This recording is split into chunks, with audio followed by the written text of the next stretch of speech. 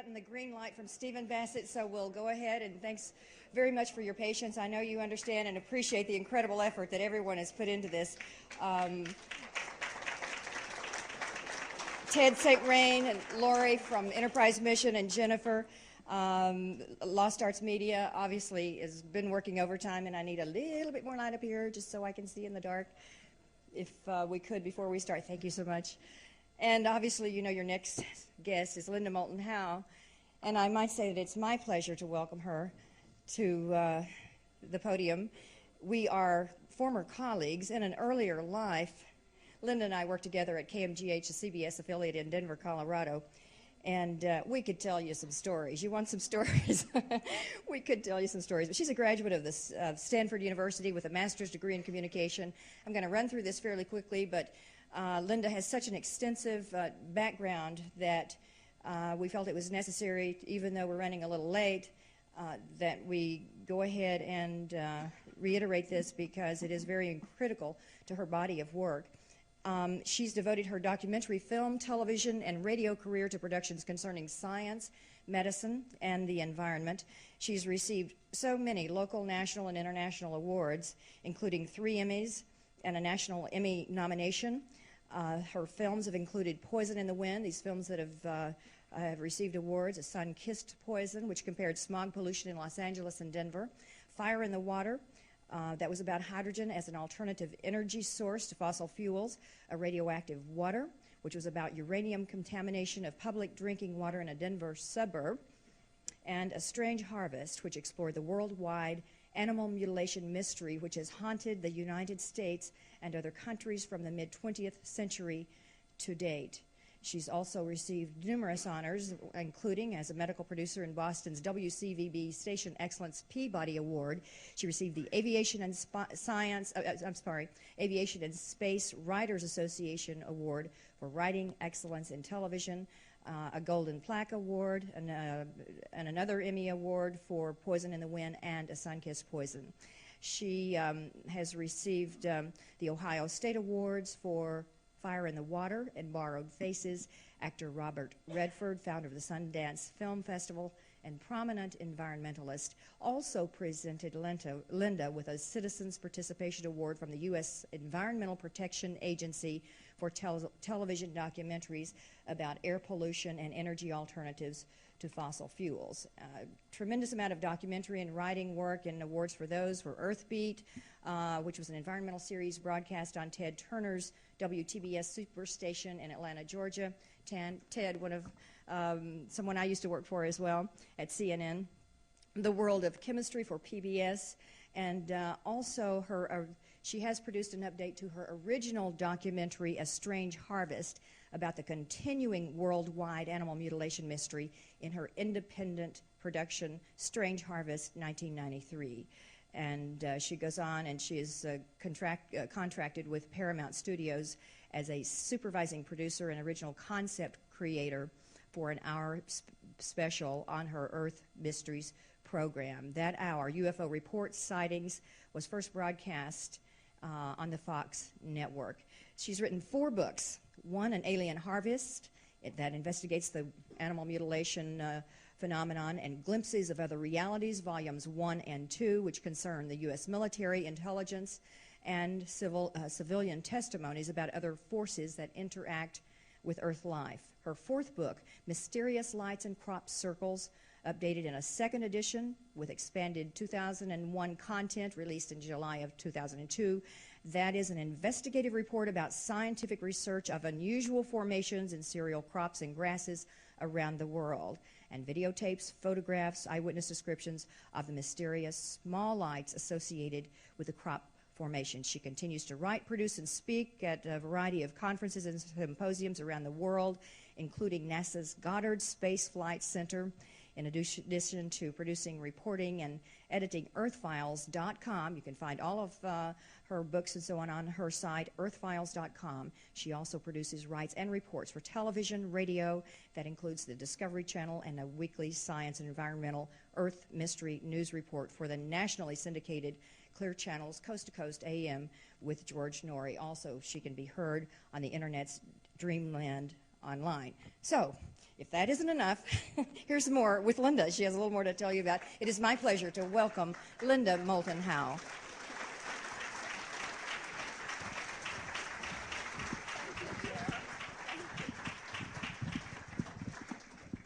Thank you, and thank you for your patience today. It's the technical details in life that always get us. And I want first to thank Ted St. Brain and Jennifer Stein and Steve Bassett and all those who have worked really hard in here this afternoon to bring this equipment back into focus, because I do have something special to share with you with Bill Hamilton's permission on Dan Burish in his own words. So first, I'd like to give a round of applause to these people who have worked for the last 40 minutes.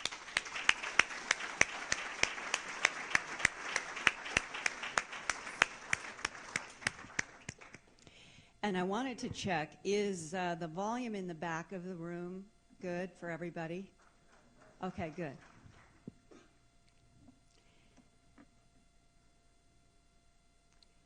How many people have read every word and page of the Psalm 101 document?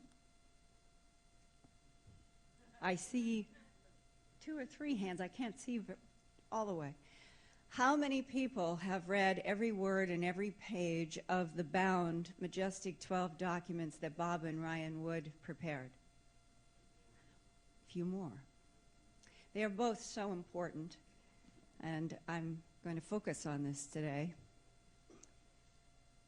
And part of what Steve Bassett has brought together in the last 7 months with the X Conference is to focus on a subject that some government insiders have known about for a long time, but that it is still not politically acceptable to discuss in most of this planet, and that is extraterrestrial biological entities, their technologies, and their interactions with the planet as a viable reality. For 25 years as an investigative reporter, I have tried to find facts about the important question, what does the United States government actually know about entities and technologies from UFO crash retrievals, which have provoked an American policy of misinformation and denial in the interests of national security since at least 1947, while at the same time that same American government and corporations have back-engineered the very same alien technology that they deny exists. Back in 1983, while working on the documentary project for Home Box Office, which was then entitled UFOs, the ET Factor, I met an elderly rancher who lived in Corona, New Mexico. And he said that he had known Mac Brazel, the rancher who found strange debris on his land, and went to the Roswell sheriff to report his discovery on July 4th, 1947. And that Corona resident told me, quote, "I heard there was a horrible secret about that crash," unquote. Perhaps the answer to the horrible secret is why there has been an official American policy ever since to deny ET existence at all costs. And today in 2004, perhaps what we should add to ET is possible time traveler, possible other dimensional, possible parallel universe, and perhaps even angelic. To deny that any of this exists at all costs. That policy apparently began with the fear and shock that President Truman and his close associates felt when they allegedly learned that dissected humanoids and animal parts were found inside and near at least 2 of the UFOs that crashed in New Mexico in 1947, according to the bound Majestic 12 documents. Animal parts takes me back to September 1979, when I began my first research into the worldwide mystery called animal mutilations. And if we could have a slight dimming, because now I'm going to start working with slides. As some of you know from my earlier presentations, I began to investigate the worldwide animal mutilation phenomenon back in the fall of 1979 for the very first time. I graduated from Stanford University with a master's degree in communication, in which I made documentaries at the Stanford Medical Center and the Stanford Linear Accelerator. And then I was hired by the NBC television affiliate in Los Angeles, KNBC, to do street news reporting and documentaries. And then I worked also for Boston's ABC affiliate, producing all medical and science programming, and then became director of special projects at the CBS station, KMGH-TV, in Denver, Colorado. There I received a series of awards that Cheryl was going through, and I only say that not out of any inflation of anything. This is hard work, and I've always done it because I hate lies and I like truth. But when I began the investigation into the animal mutilations, it was in the context of a documentary filmmaker, a TV producer, and a reporter who had already worked for 11 years and who had received a lot of what is called journalistic awards, when I began to try to find out what was at the bottom of the animal mutilation mystery. And it was in the summer of 1979 that hundreds of animal mutilations of cattle and horses were reported in Colorado, again, as they had been since the 1960s. And as I began this work, which was to travel with Richard Lerner, who is my cameraman in this scene, and we're down in Walsenburg, where this bull steer, or it was a steer, had been found with the classic mutilations. We were on location. He and our audio guy and I, three of us, traveled in a station wagon for almost a month, with me flying by the seat of my pants, literally in a mystery that got deeper and deeper and stranger, and most everybody in law enforcement that I talked with would talk with me only off the record. And none of the veterinarians would talk with me on the record. And I knew that I was in a heck of a story because I was out amid the physical evidence of the animals. But when you, as a reporter, begin to find that the people in authority around you who actually have knowledge will not talk on the record, then you know that you're in a kind of unprecedented quicksand, which I was. And the result was a film called A Strange Harvest, which maybe some of you have seen. The bizarre bloodless animal mutilations were not happening only in Colorado. Animal mutilations were occurring all over the United States, Canada, and many other countries, all with the same pattern of tissue removed from the bodies. An ear, an eye, a circle of flesh around the eye, half the jaw flesh, the tongue removed, and a vertical cut deep within the throat, as in the Sterling, Colorado case back on July 26, 1977. And the steer in Caldwell, Kansas, discovered on January 31, 1992. A veterinarian pathologist examined tissue from the mutilated excisions and confirmed that the cuts had been made with high heat. And this horse found dead and mutilated in Raymer, Colorado on June 22, 1993. The trachea and the esophagus had also been taken, along with sexual organs such as the complete udder on the cow in Benton County, Arkansas, back in 1993. Or like this cow from Noonan, Idaho, back on October 9, 1989, all 4 teats had cleanly and bloodlessly been removed from the udder. 4 years later, on February 10, 1993, in Grove Oak, Alabama, the penis and testicles were cleanly and bloodlessly removed from this young male calf. Rectal tissue is almost always taken from both sexes, such as this goat examined by a local veterinarian in Stella, Missouri on October 26, 1993. And vaginal cuts are often removed. Tissue is taken along with rectal tissue from the females, as in this cow in Alabama in 1993. Sometimes, along with the rectal and vaginal tissue, even tails are removed, as occurred in this Noonan, Idaho case in 1989. And these are excisions that have gone through the tailbones, and I have talked with veterinarians who have seen and examined them, and there is a glassy surface to the bone that they have all admitted they have absolutely no explanation for, but every single story in newspapers that I know, what I have talked with a vet, the newspapers from the local authorities always reported as predators bit through the tailbone. In fact, animals have been found dead and mutilated on wet sand without a single track around them, not even their own tracks. And dozens of times the excisions have had a serrated edge, which veterinarian pathologists have confirmed were made with high heat.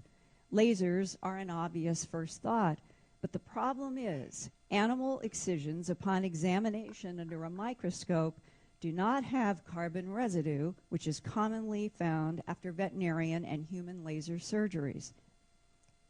Here's another serrated edge on a cow in Valier, Montana, found on October 6, 2001. In this 1995 Oregon case, the investigator shows the serrated edge in contrast to the scalpel cut he made to excise the tissue from the dead animal for analysis. And this is what a close-up view of some of the bizarre serrated edges look like that do not match any known veterinarian or medical cutting tool, but upon microscopic examination, all of these serrated edge cuts that I've had pathologists examine, all have been cut with something that cauterized, but the instrument remains unknown. That means all of this is done without blood, and to law enforcement's bafflement, never tracks, no signs of struggle in a discipline, a profession in which finding evidence, human evidence, tracks, cigarette butts, anything has been absent in the animal mutilation phenomenon. That is why law enforcement looked to the sky, and newspapers started illustrating what ranchers said that they had seen, like this drawing in the November 2nd, 1980 Greeley Tribune in Greeley, Colorado. And the United States military had knowledge of something coming from the skies and killing and mutilating animals around the world since at least the early 1950s, according to retired and now deceased Lieutenant Colonel Philip J. Corso, as he reported in his important book, The Day After Roswell. In his book, Colonel Corso described many advanced technologies that the United States government retrieved from crashed non-human aircraft and back engineered. One of those technologies, according to Colonel Corso, was what came to be known as a laser scalpel in modern earth science. On page 47 of his book, Colonel Corso said, quote, "Why did the extraterrestrial inhabitants of the craft have a cutting device like this," meaning our current laser surgery like this used in an eye, "aboard their ship?" It was not until later when I read highly classified military reports of cattle mutilations in which entire organs were removed without any visible trauma to the surrounding cell tissue that I realized that the light beam cutting torch was being used by the aliens in medical experiments on our livestock, unquote.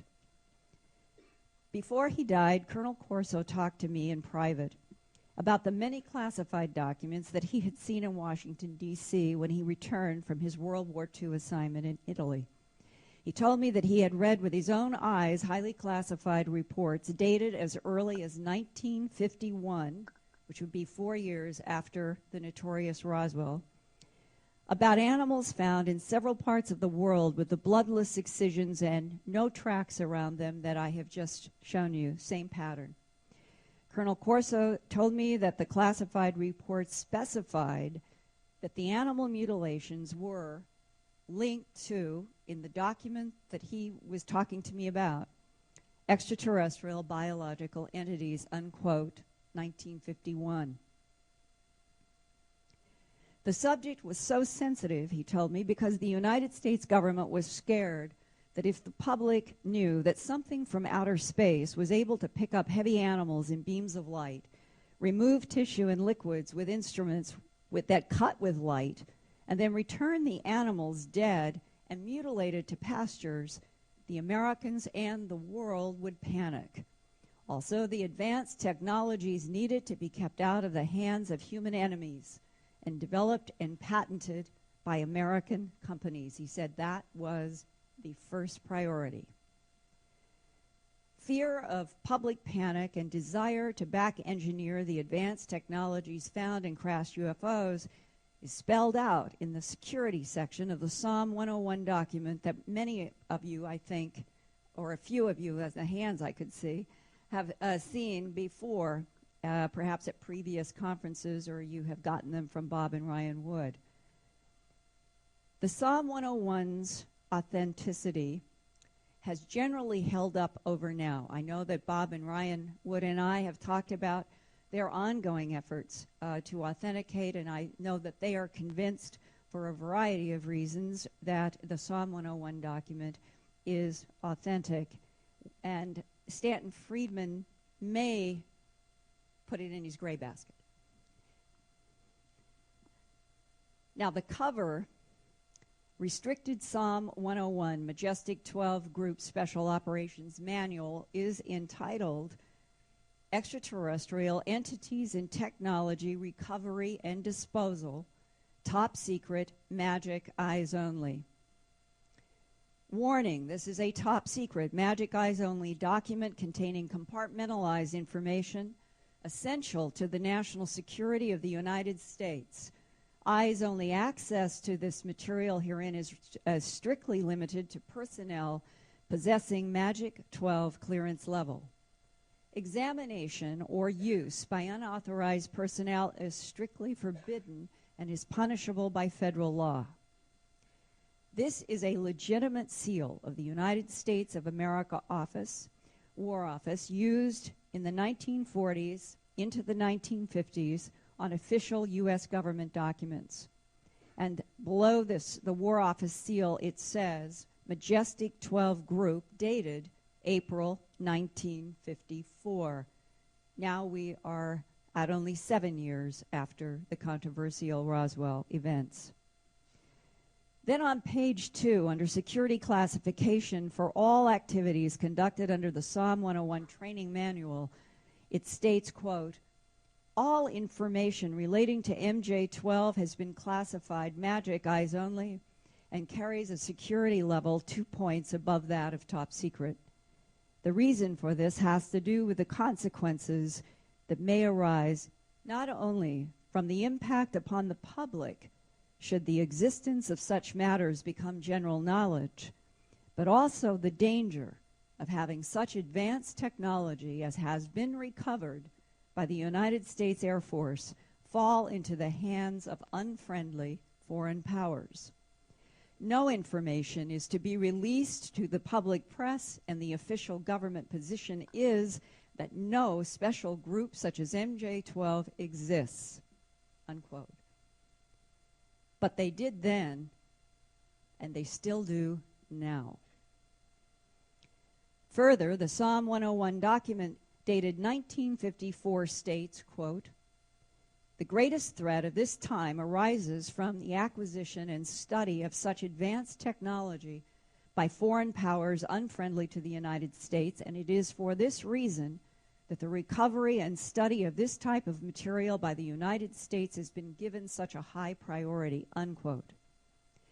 Later in the training manual, in a section entitled Living Organisms, the United States government laid down its strict policy of denying the existence of extraterrestrials and their technologies in the interests of national security, even as the government's high priority was to retrieve and back-engineer this advanced technology.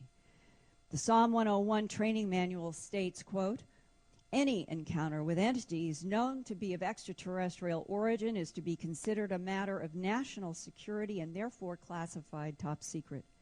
Under no circumstances the general public or the public press to learn of the existence of these entities. The official government policy is that such creatures do not exist, and that no agency of the federal government is now engaged in any study of extraterrestrials or their artifacts. Any deviation from this stated policy is absolutely forbidden, unquote. But the truth is that the non-human creatures and their craft and technologies have been studied by the United States government for at least half a century. The Psalm 101 training manual is dated April 1954. Jumped ahead here. A time when President Harry S. Truman and Dwight D. Eisenhower ordered that all matters concerning extraterrestrial entities and technology were to be denied in the interest of national security. But since then, there have been a lot of leaks, and many out of deep frustration and anger. Today, in 2004, 50 years later, frustration and anger are the emotions behind one American scientist's whistleblowing leaks since September of 2002. 2002, right, Bill, or 2003? Two, you're right. He has worked underground at Area 51 from the mid-1980s to early 1990s and claims that he interacted face-to-face with a brown-skinned, large black-eyed, non-human kept inside a round clean room filled with a cold hydrogen atmosphere because the being could not breathe the Earth's oxygen-rich air.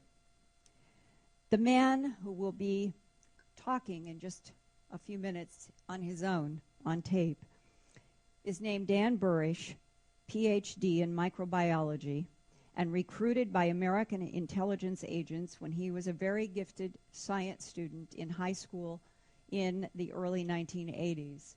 He was born on February 2nd, 1964, and is now 40 years old. And for those of you who were in the preceding lecture that Bill Hamilton just presented, he went over much of this in more detail.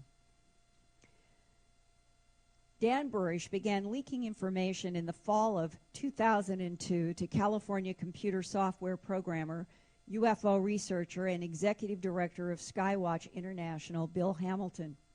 Dr. Burish told Bill that he had conducted biomedical work on an alleged extraterrestrial at Area 51 for several years. Sorry.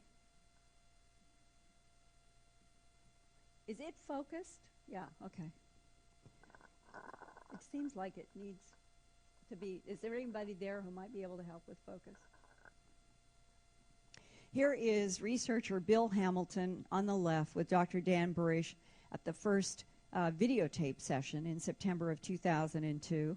The tape excerpts that I am sharing with you were videotaped several months later on June 7th, 2003, with the cooperation of Dr. Dan Burish, who now sees himself as a whistleblower who wants to be free of government control on his life and work and would like to tell the public the truth about extraterrestrials as he understands it. He himself is not certain why he is still alive, or at least he used to feel that way after speaking out. He wondered, except that his biochemistry knowledge and abilities are considered to be a major help to the United States government's effort to understand this J-Rod agenda. Dr. Burish said that several dozen times that he was asked to put on an astronaut space suit and that he was taken underground at the Papoose Mountain S4 Area 51 lab facility into a round room filled with hydrogen atmosphere that was referred to as the clean sphere. And we're talking here about Nellis Air Force Base, and over here is the area having to do with underground facilities that Bill talked about just previously with details that I understand from others is underneath the Papoose mountain range physically, is protected underneath the hills and then goes down.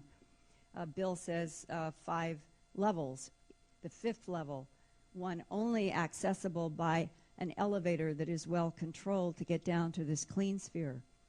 In his assignment, he was to enter the clean sphere and approach an entity that his majestic 12 superiors described as extraterrestrial.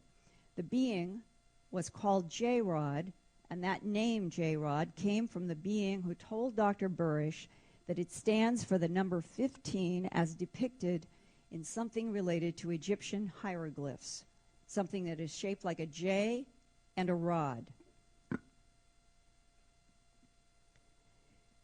Dan Burish was told that there was a serious medical problem with the J-rod, and here is a drawing not by Dr. Burish, but by Bill Uhouse, that some of you who were in the room earlier heard Bill Hamilton talking about yet another person who had information about the J-rods, had drawn this particular picture of what he said, that Bill Uhouse said that he had knowledge of, and that Dr. Burish, in his assignment, was to enter this clean sphere to extract tissue from the being's arm for microscopic study.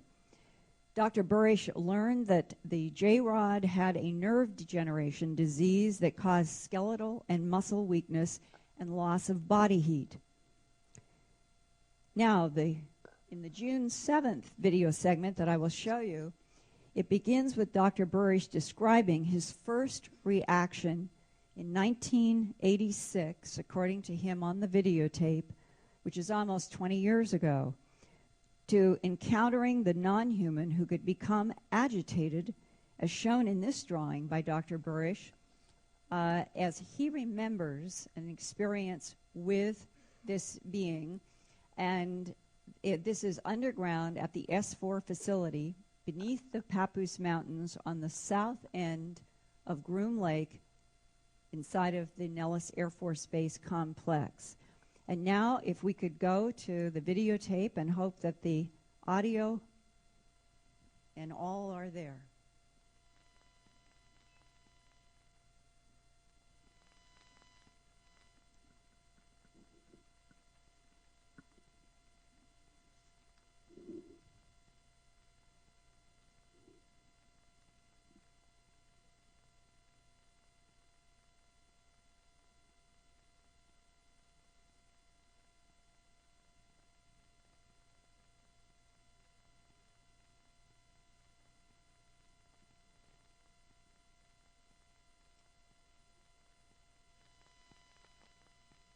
Feeling was I was looking at a giant insect.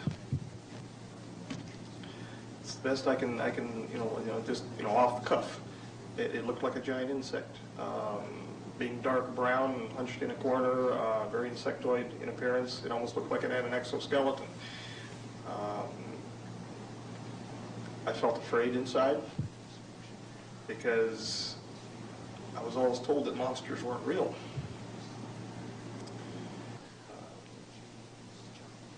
It was fear, excitement, complete astonishment. It scared the hell out of me. The Brookings Institute paper was present, as well as several position papers clarifying the Brookings Institute. However, each of these that I was allowed into, they had separate folders and they had separate clips within them, inside these 3-ring binders. And I was told which numbers I was allowed to open up. And they were given to me on a card, and those are the ones that I was allowed to review during the times that I was allowed to review them. Most of the stuff, I mean, they had everything from military applications, physics of the craft, and I couldn't care less. I was more interested in taking in the biology issues. Just doesn't interest me, aside from the fact from the biophysiological interface between the hand, mind, and the craft, because they have on their hands a number of pads, and there are open nerves which are protected by various glycoproteins, and those glycoproteins are selectively pushed forward or sucked back via capillary action. Or they can be, through an active fashion, pulled back, and it kind of pulls a viscous sheath back and allows the J-rod to have direct interface with the craft. That interested me, although most of it at the time, and still some of it now, I have no understanding of. A lot of it has to do with electronics that I don't pretend to understand. I was most interested in looking at issues involving their histology, histopathology issues, including some autopsy photographs that showed disease processes which were naturally occurring within them, isolations of viral material, to include the protocols for new protocols which were being written as they're working, which is what we're doing. Which is really what we're doing. We're writing new protocols, new procedures as we're working forward. I mean, all of the old standbys are there, everything from electrophoresis to you know what, to anything. But we're writing new protocols as we're going, because this is not new territory. This is part of the fun alien territory. How many beings have we had to work with? I only met one. I am aware of possibly 3 from the reading. And at that time, again, I was so stunned by what I was doing. A lot of it was getting by me. When I read the word extraterrestrial, I tunnel visioned. And when I finally believed and understood that it was, in fact, an extraterrestrial, no. Okay, thank you. Just want to ask you a question about the telepathic communication, the nature of it. What is it actually like to communicate with all these beings telepathically? What do you hear something in your head? Do you hear images, or? I can hear my voice. No, you can hear yourself think. Sorry, can you do the bill? Sorry. Okay. Habit looking at the people there. I could hear my voice. However, the cadence, the affect was something that distinguished it other than me. It was no great booming voice from the heavens or anything like that, and I'm glad I do not have a proclivity to hear voices in my head, and have heard none since. But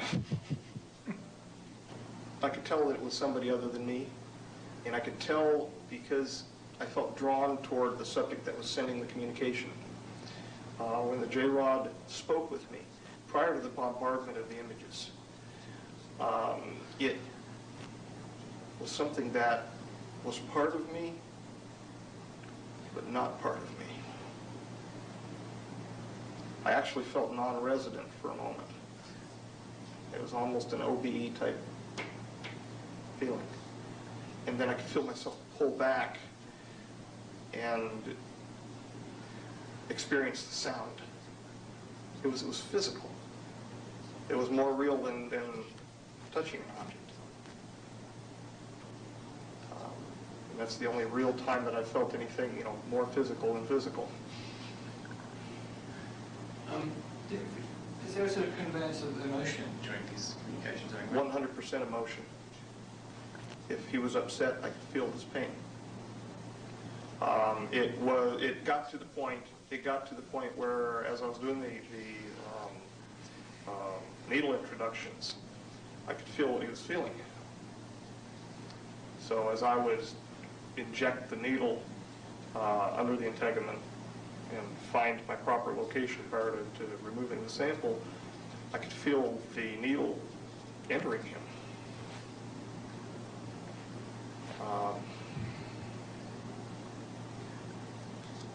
So I could feel his feelings. And that was June of 2003. Bill Hamilton and 3 others were in the room doing the videotape on this one. The first videotape was done in September of 2002.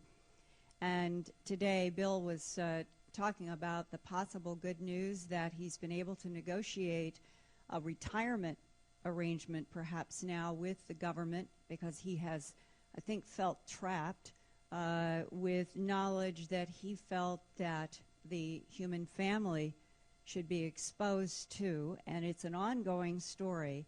I don't think that it is over yet, even if he's going to retire, but we will see. Bill Hamilton will continue to be the person who stays in touch with whatever communication there will be.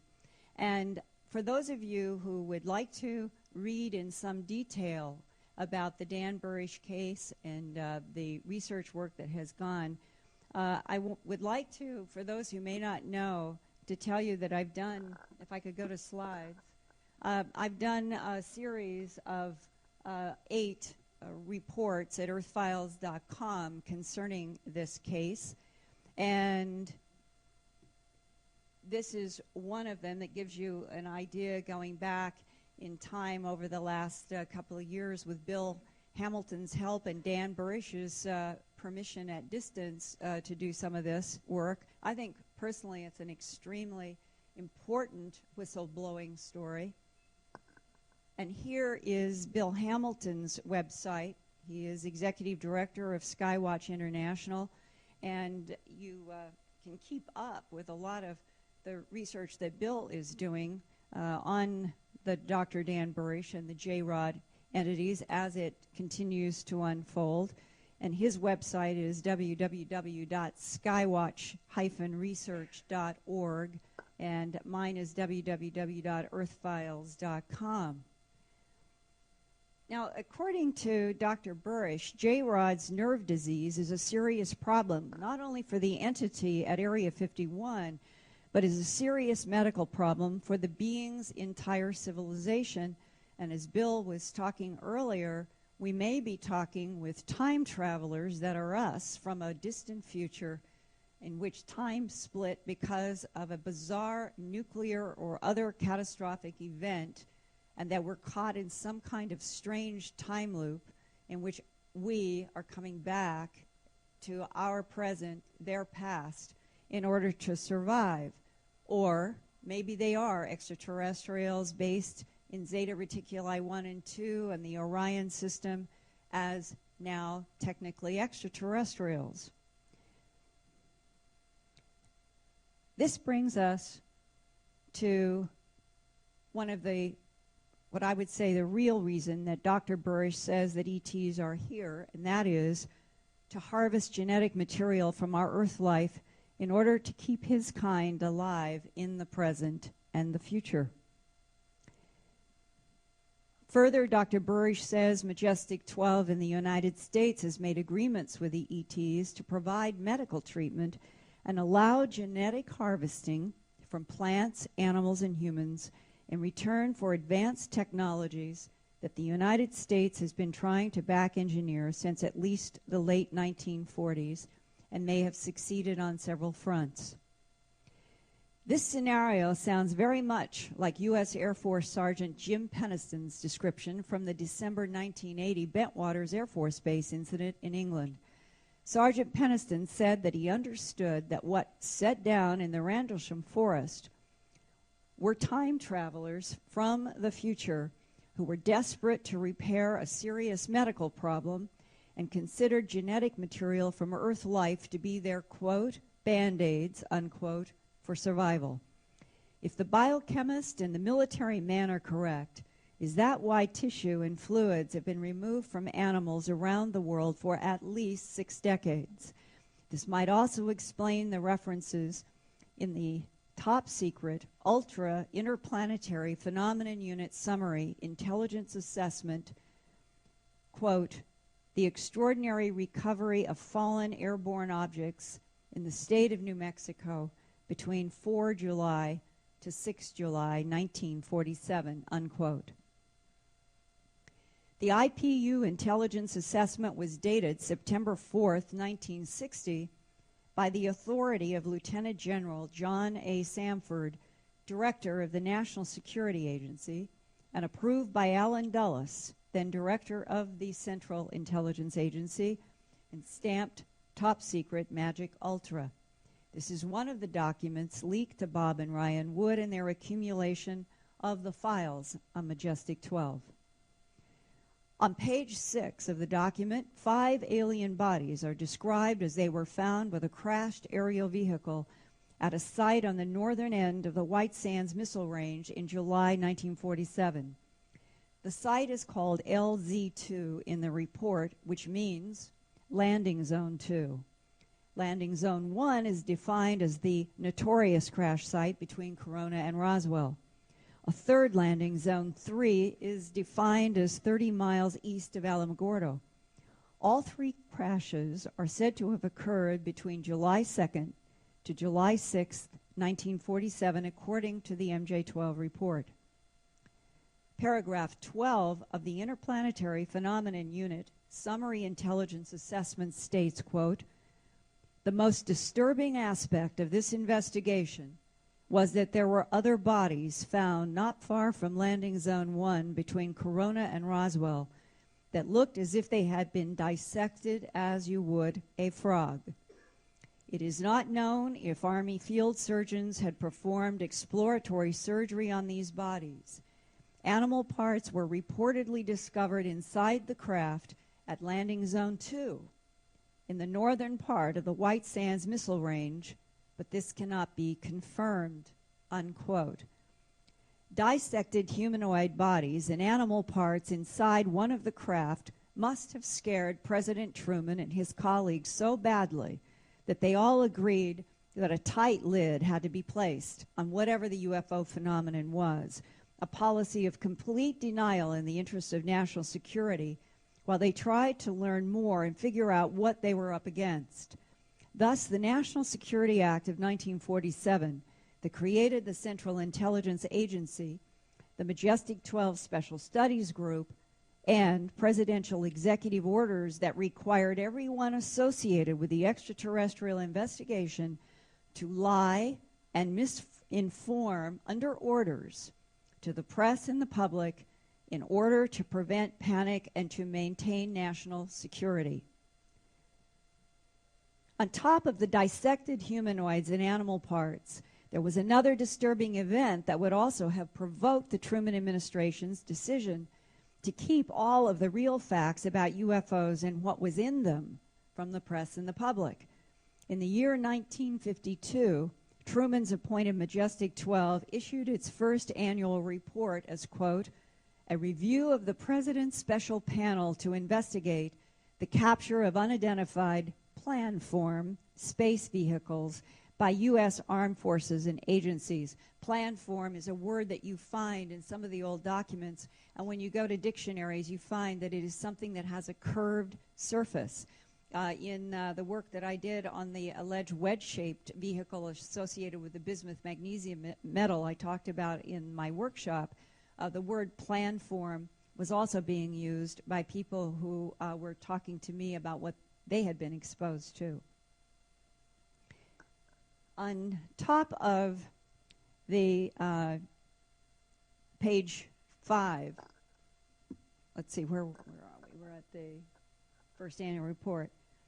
On top of the dissected humanoids and animal parts, there was another disturbing event, and this is going to be in this, now we're in the document, some people call it the White Hot MJ1 document. On page 5 of the top secret MJ-12 report, under a paragraph entitled, quote, "Biological Warfare Programs," it states, "Biological warfare programs in the United States and UK are in field test states. Discovery of new virus and bacteria agents so lethal that serums derived by genetic research can launch medical science into unheard of fields of biology. The samples extracted from bodies found in New Mexico have yielded new strains of retrovirus, not totally understood, but give promise of the ultimate biological warfare weapon. The danger lies in the spread of airborne and blood-borne outbreaks of disease in large populations with no medical cures available. Retroviruses are not even a common medical concept in 1947. Examples of retroviruses today are HIV, leukemia, and the deadly Ebola virus that causes its victims to hemorrhage blood from every orifice. Retroviruses are composed only of single RNA strand, which can end up getting healthy double-stranded DNA to incorporate the insidious RNA instructions into the genome sequencing and of the cells of the body or the creature in which the retrovirus is working, and then destroys ultimately the host.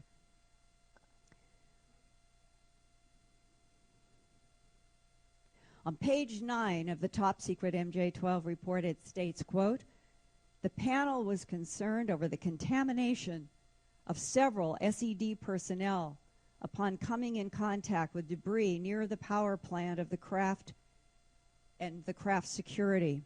One technician was overcome and collapsed when he attempted the removal of a body. Another medical technician went into a coma only 4 hours after placing a body in a rubber body bag. All 4 men were rushed to Los Alamos for observation. All 4 later died of seizures and profuse bleeding. All 4 were wearing protective suits when they came in contact with body fluids from the occupants. Autopsies on the 4 dead SED technicians are not conclusive. It is believed that the 4 may have suffered from some form of toxin or a highly contagious disease. Tissue samples are currently being kept at Fort Detrick, Maryland. The panel was also concerned with the detection of airborne release of radiation over the state of New Mexico. The AFTAC detachment from McClellan Air Force Base has conducted several airborne monitor flights over crash site L2. That was the landing zone 2 in the White Sands Missile Range. Radiation readings indicate a high neutron count was recorded as the plane flew over the site.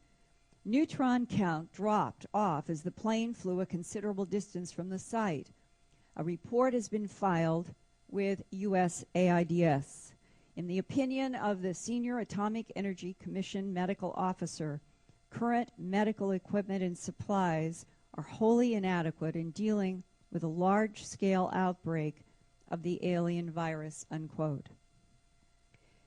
So what I've shared with you today are some excerpts from documents that have existed now in the ongoing work of Bob and Ryan Wood and the firsthand testimony from Dr. Dan Burish through the strong efforts of Bill Hamilton, in which it seems to me that we are at least getting closer to the edges of details that would explain why this government, for half a century or more, has been so aggressive in its efforts to keep everybody in the press and the media from the truth, to the point that maybe some people were actually killed to keep all of this in the interests of national security, totally out of any political acceptability in the world community mind. And that is where we stand today in Gaithersburg, Maryland, at the first Exopolitical Conference, in which Steve Bassett and many of us feel that the time is long past for this information to be shared with the human family. If these unpleasant details are the underbelly that our government and other governments have been trying to keep from us for so many decades, we are now at 2004, and the planet and the human population is still standing. We don't know what the future might bring. We don't know what the truth is about the timelines, the time paradoxes, and anything else that might be coming down the pike. But if you agree with me that I feel that everyone deserves at least to know what the government of the United States, the government in England, and our allies knew in the 40s and 50s that scared them then, but we're still here, don't we deserve now to know everything that they know? Thank you very much.